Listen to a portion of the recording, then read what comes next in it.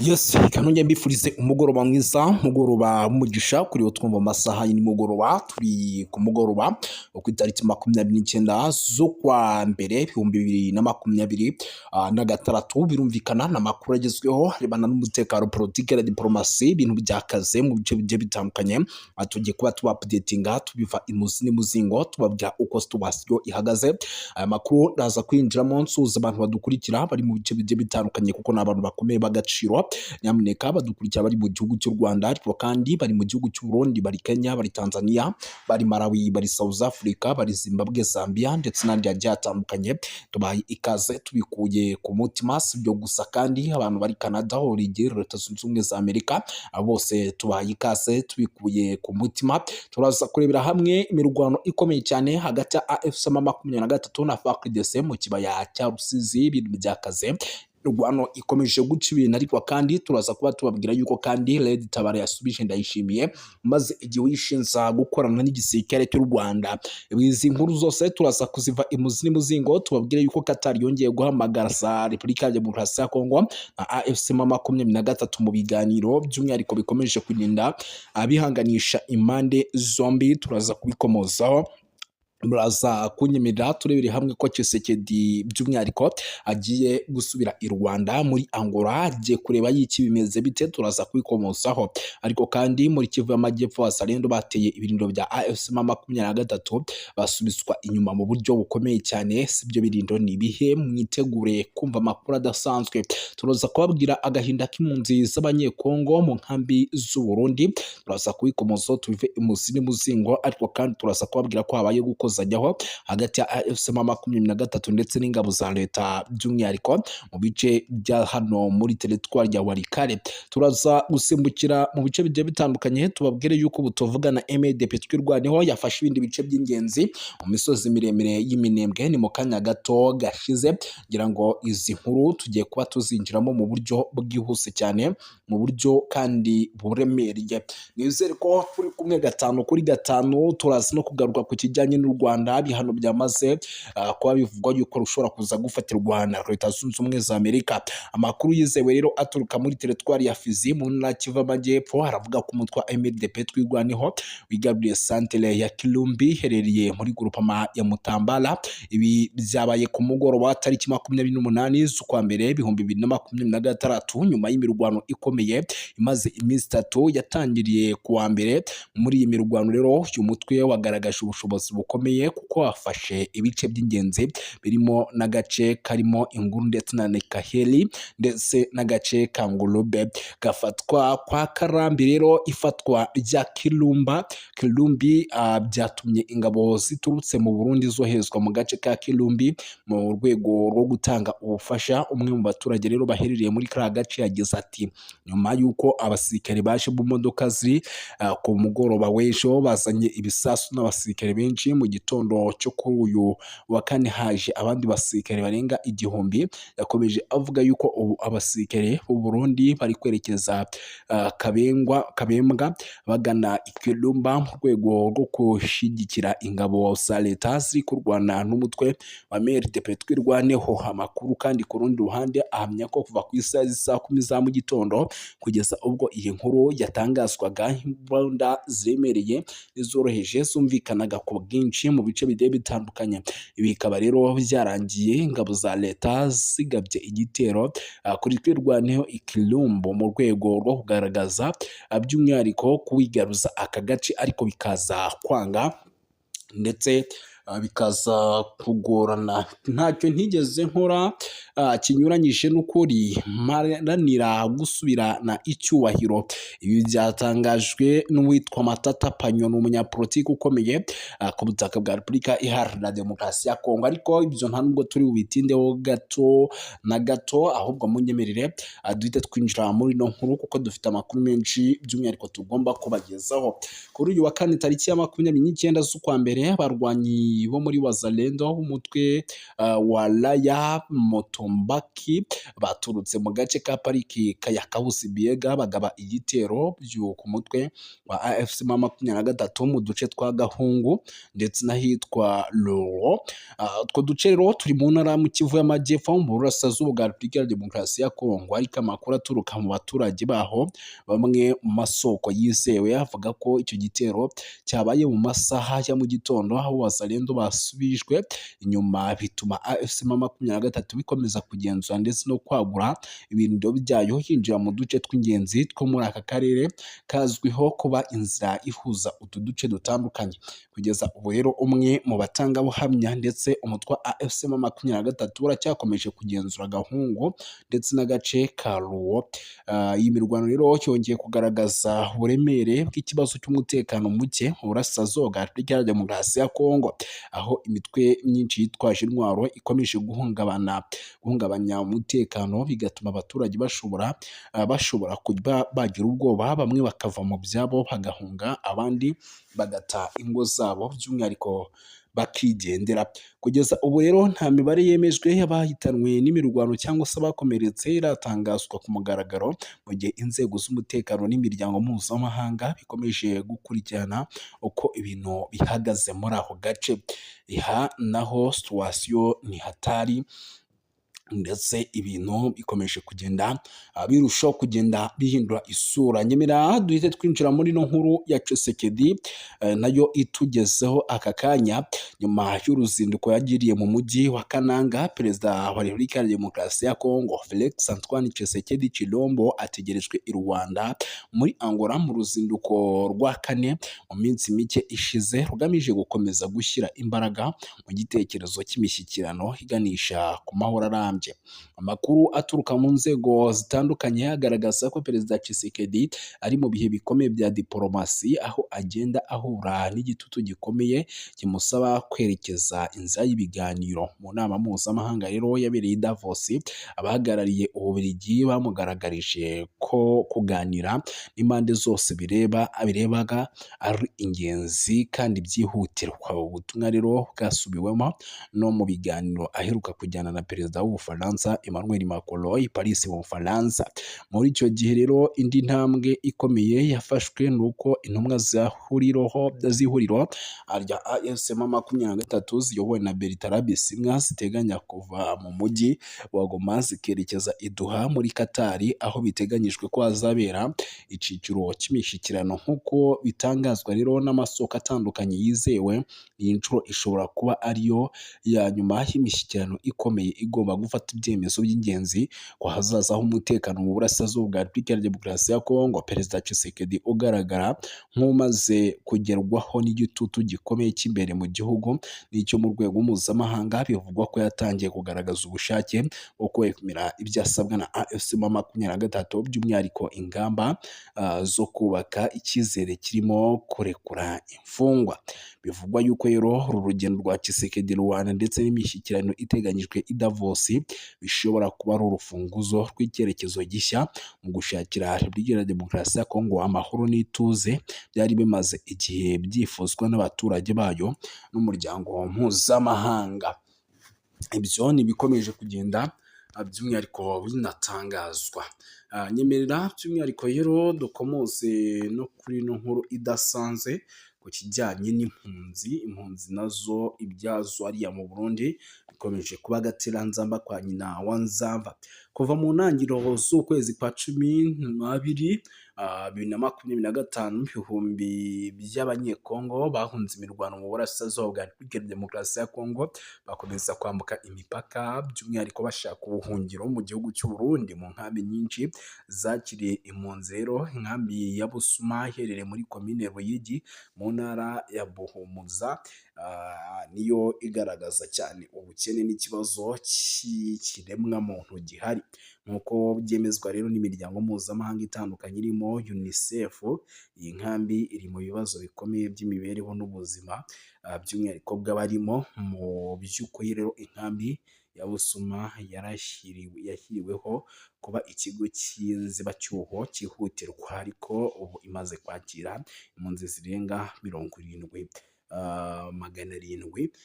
Abenshi rero muri abo bakaba ari abagore n'abana. Ibikorwa remezo rero bihari ntibihagije na gato kuko byagerageje ubushobozi bwabyo mu rwego rukabije, bigatanga imibereho mibi n'ingaruka zikomeye ku buzima bw'abantu. Impunzi rero zibura amacumbi akwiye, ibikoresho by'isuku bihagije, umubare muto w'ubwiherero utera ibyago bikomeye byo kwandura indwara zituruka mu mazi mabi, mu gihe ubucucike bukabije n'ibura ry'amazi byo byamaze kuba agatereranzamba. N'indwara karundura rero zimeze nabi. Nubwo imiryango rero y'ubutabazi ikomeje kugerageza kongera serivisi z'abantu benshi biturutse mu mibereho mibi n'ubuzima butameze neza. Mu rwego rwo guhunga aya makuba rero, hari impunzi zagerageje gusubira muri Repubulika ya Demokarasi ya Kongo. Imipaka yari ifunze kandi zirushaho zari zarahawe n'ishami ry'umuryango w'abibumbye ryita ku mpunzi HCR cyangwa leta y'u Burundi. Cyakora abo bose bafashwe n'inzego z'umutekano basubizwa ku ngufu mu nkambi. Ubuhamya bwakusanyijwe muri izi nkambi buragaragaza ko ubuzima burimo inzara, amacumbi adahagije, indwara zugarije ubuzima bw'abantu. Biragaragara yuko ibintu ari bibi cyane. Uko amasaha akomeje kugenda yigira imbere, gisabwa n'imiryango mpuzamahanga.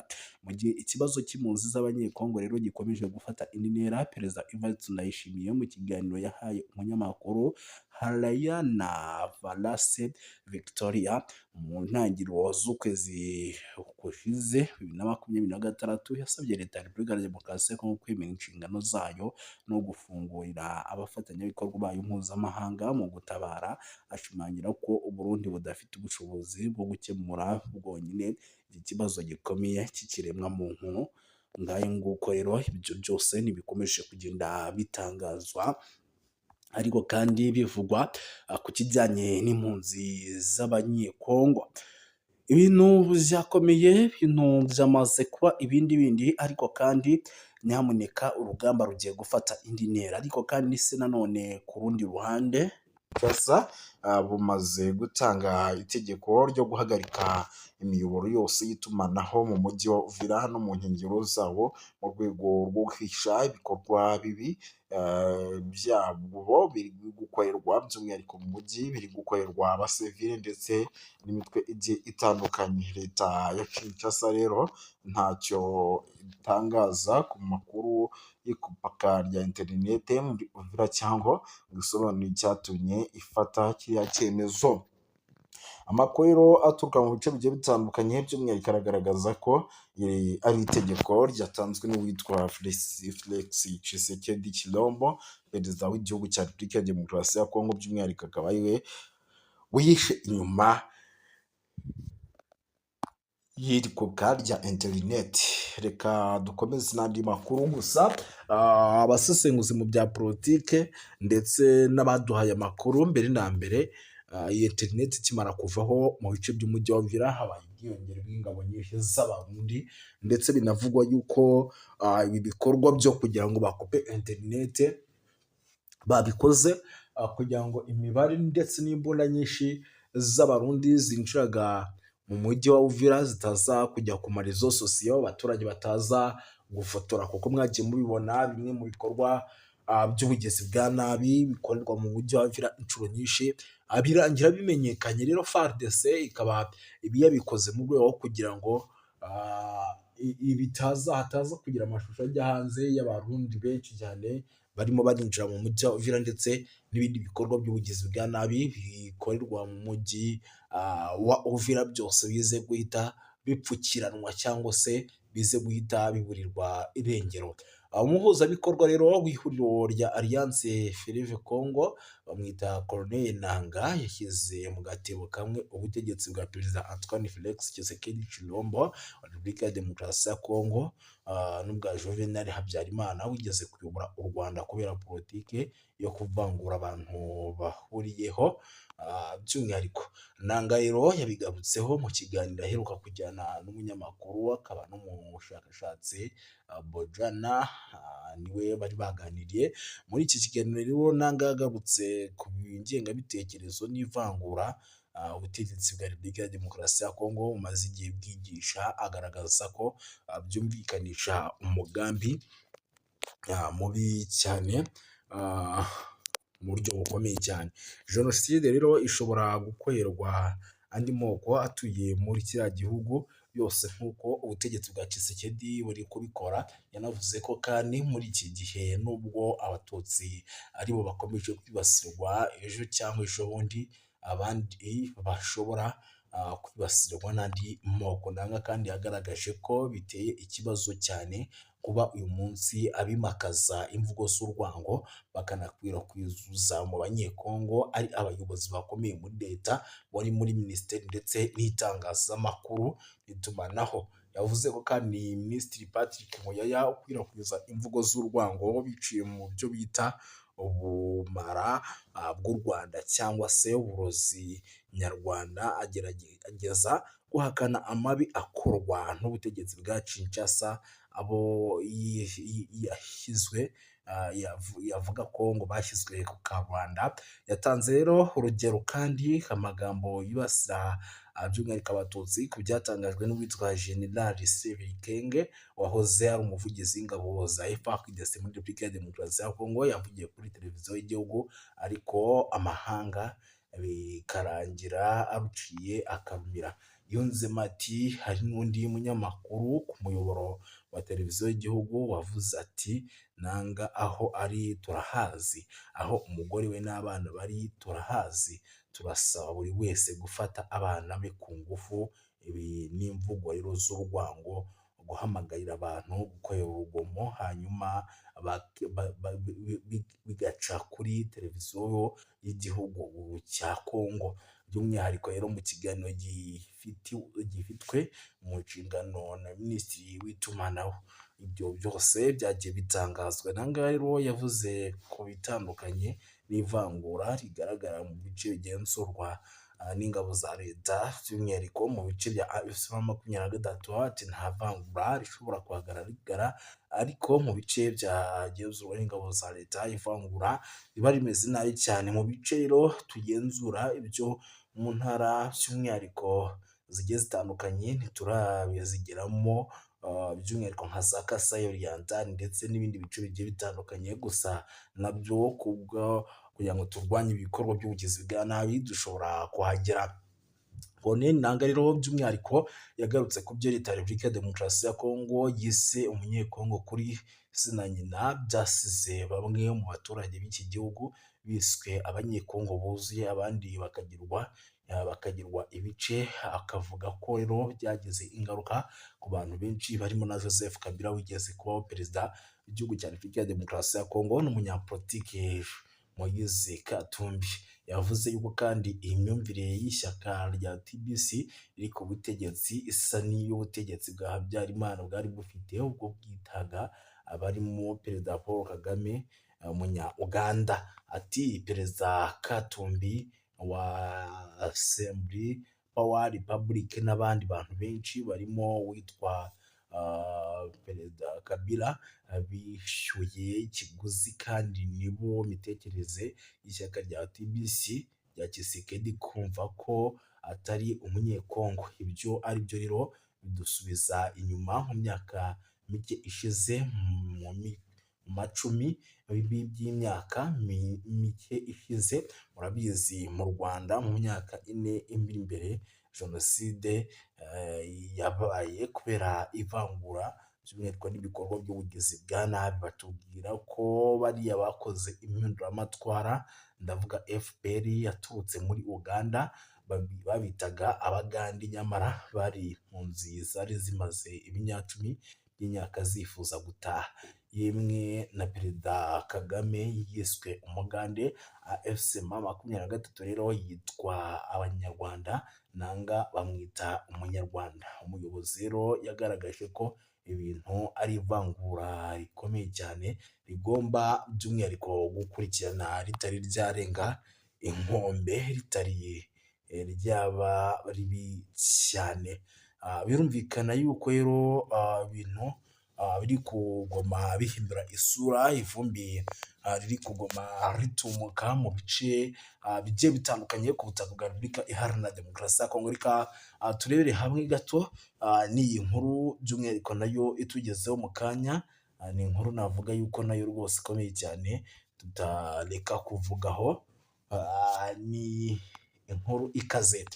Ni ukuvuga ngo leta ya Repubulika ya Demokarasi ya Kongo yashyize ku mugaragaro urutonde rw'amabuye y'agaciro ateganya gucukurwa, gutunganywa n'abashoramari b'Abanyamerika mu rwego rwo gushimangira ubufatanye n'ubukungu by'ubukungu ndetse no guteza imbere iterambere rirambye hagati y'ibihugu byombi, nk'uko byemejwe n'abayobozi babiri bakuru bo muri Repubulika ya Demokarasi ya Kongo batifuje ko amazina yabo atangazwa ku rutonde rwoherejwe muri Minisiteri y'Ububanyi n'Amahanga ya Leta Zunze Ubumwe za Amerika i Washington mu cyumweru gishize. Iyi ntambwe igaragaza ubushake bwa leta